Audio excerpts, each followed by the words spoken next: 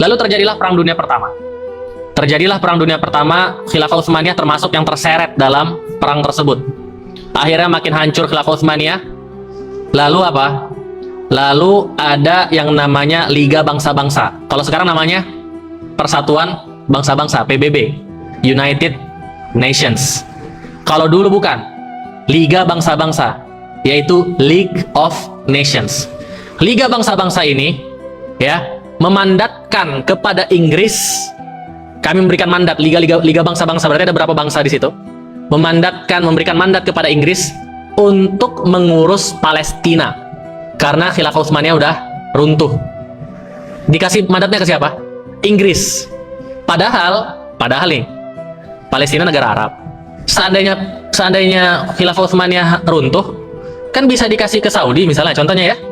Dimandatkan ke Mesir misalnya, dimandatkan ke Lebanon misalnya. Bayangkan kesombongannya orang barat itu. Bayangkan, Bu. Negara Arab yang lagi goyah, kemudian dimandatkan kepada siapa? Orang Inggris untuk ngurus itu. Siapa dia? Siapa Liga Bangsa-Bangsa ini sehingga bisa memandatkan memberikan tanah gitu aja? Seakan-akan seluruh dunia mengamini. Itulah kalau kita umat Islam gak ada kekuatan. Suka-suka mereka sudah. Ya, apalagi kalau kita tarik sampai sekarang, itu menyedihkan memang. Bayangkan, Bu. Misalnya contohnya Balikpapan, Kalimantan Timur, ya, Indonesia pecah misalnya. Kalimantan Timur kemudian dimandatkan PBB kepada Cina untuk ngurus kita. Terus kita nggak bisa buat apa-apa sebagai rakyat kan? Percuma juga, wow, teriak-teriak. Ngapain sini? Mending kita sama Malaysia aja, Sarawak lebih dekat. Misalnya. Apa kekuatan kita sebagai masyarakat rakyat biasa? Nggak ada. Itulah yang terjadi sama Palestina.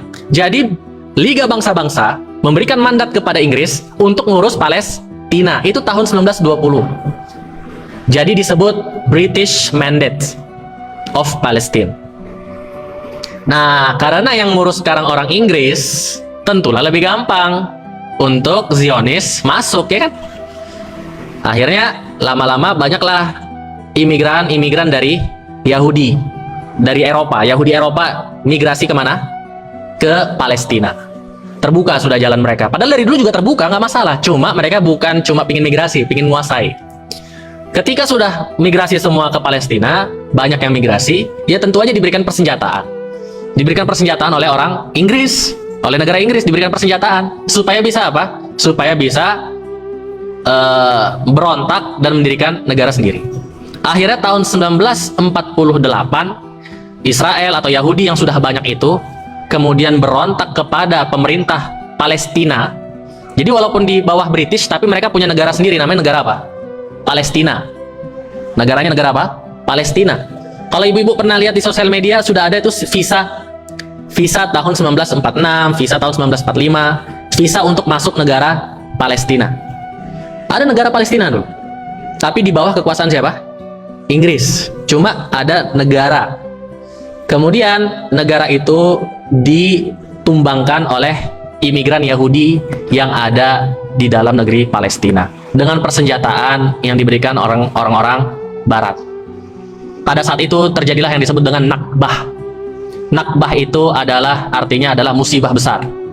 Orang-orang Yahudi yang dulunya misalnya kayak kita lah, tinggal di negeri kita, punya tanah, punya rumah, tiba-tiba suatu malam datang ribuan massa membawa senjata, nembakin kita semua. Terpaksalah kita ngungsi membawa apa adanya. Itulah yang disebut dengan Nakbah. Pada saat itu ada 700 sampai 800 ribu, ininya ya, angka orang Barat ini, 700 sampai 800 ribu yang mengungsi. Tapi aslinya kita nggak tahu, mungkin lebih besar. Mengungsi dari Palestina, mengungsi dari rumah mereka. Banyak yang ke Eropa, ada yang ke Australia, ada yang ke mana-mana lah. Tapi yang banyak mereka ngungsinya ke Gaza malah. Karena Gaza pada saat itu masih dikuasai Palestina, orang-orang Arab. Ngungsi mereka. Tahun 19 berapa tadi? 48. Itu yang disebut dengan Nakbah.